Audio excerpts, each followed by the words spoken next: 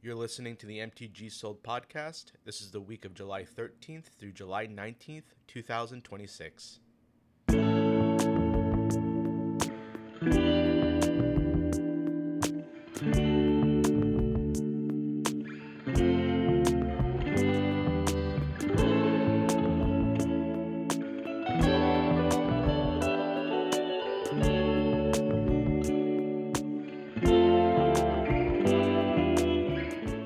The top line number was big.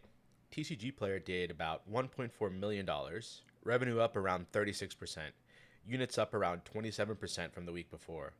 But almost all of that came from one product, and the product isn't even out yet. The Hobbit debuted at MagicCon Amsterdam on Saturday the 18th. It doesn't release until August 14th. Its two booster displays did about $540,000 between them last week, which is roughly 39% of the entire week's revenue. The collector's display alone led the whole board at around $308,000. The play display was second at around $231,000, and you can see the reveal land in the daily sales.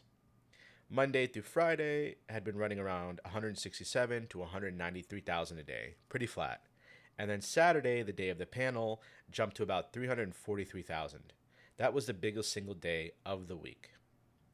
Part of what's pulling people in is what's actually in the set. The One Ring is being reprinted, the same One Ring from the original Lord of the Rings set that turned into one of the most valuable cards in modern Magic.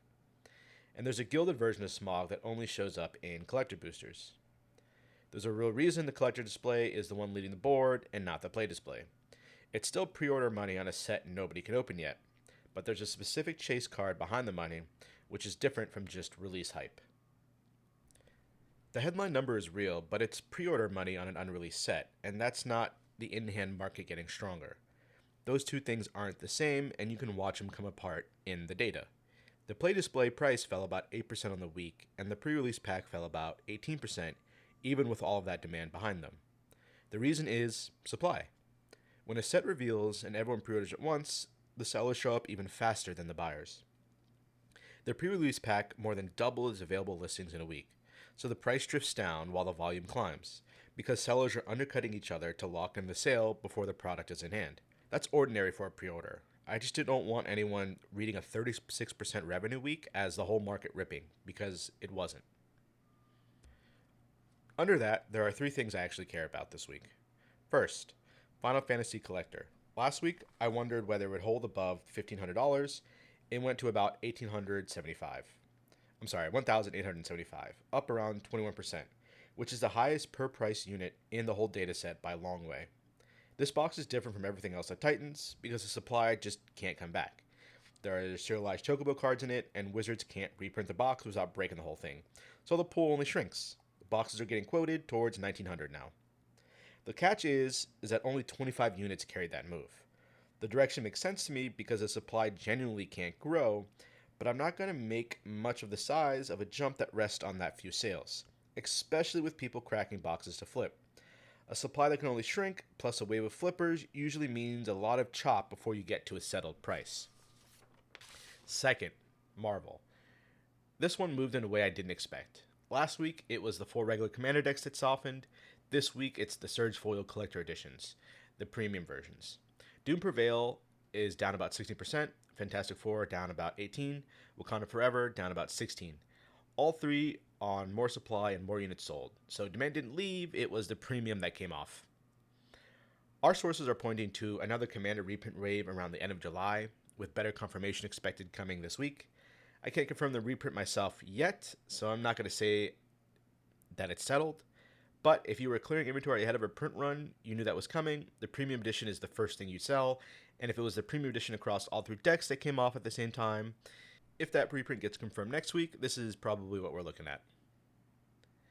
There's some context around Marvel worth mentioning too. The Pro Tour was in Amsterdam that same weekend, July 17th through the 19th, more than 350 players, and it came down to a brood scale combo deck in the finals. A themed Pro Tour keeps a set in front of people while its release window supply is still working itself out. And Marvel is still the in-hand backbone of this market. Away from all of the Hobbit pre-orders, the Marvel collector and play displays were the real revenue underneath. Some are around $70,000 to $48,000 respectively. Third, And this is the one I've been waiting on. Jumpstart. Marvel Jumpstart.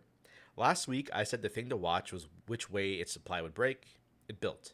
The Marvel Jumpstart display is still selling through more than 3 times its shelf every week. So the demand is hot, but the supply finally came up, around 16%. And the price stayed flat, right around $166. Supply arriving, demand hot, price not moving. That's the delayed shipment story playing out. I also got confirmation this week that there's a big restock coming, something like 75,000 units hitting the market at large. What I don't know is how much of that actually lands on TCGPlayer versus somewhere else. If it lands here, supply keeps climbing and the price cools off. If it goes elsewhere, the crunch holds and the move towards 170 is still on the table. Then there's the quiet stuff, which I try not to skip past. A few older precons kept tightening with no news attached to them. Sultai Arisen actually led the gainers, up about 24% at a sell-through over 1.5. And it's a 2025 precon with nothing behind it that I could find. Velociraptor from 2023 kept grinding up. Abzaban Armor hit a sell-through near 5 on Manipool. I went looking for a reprint and event video and came up with nothing for any of them. The only thing I can offer is a guess, and it really is just a guess. Universe Beyond keeps bringing new players in, and a Dragon set is an easy place for a new player to start. I can't back that up, but what I can say is that these decks are moving on plain supply and demand instead of a headline, and that usually makes them worth more attention than they get. A couple of quick flags on the numbers before I wrap up. The Marvel Gift Bundle, it looks like it dropped 24%, but that's a restock. Supply roughly tripled and seller count nearly quadrupled in a week. So that's inventory arriving, not demand dying. And most of the Manipool moves last week were only a few orders on a tiny baseline. So those are direction only. 2 of the Hobbit entries on Manipool had data quality flags, so I'm letting those aside. 3 things I'm watching this week. 1, the Marvel reprint and whether it gets confirmed, and whether the collector's edition keeps sliding as it gets closer. If a deck holds through a reprint, the demand was real. If it falls apart, it was scarcity holding it up.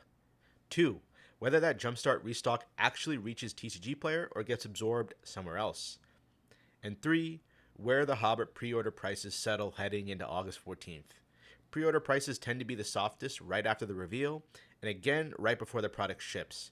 So a drift from here would be the calendar more than weak demand. That's the week. Big number on top, but most of it was one set, and that still isn't even out yet. And the signals worth acting on were quieter than the headline. I'll see you next week.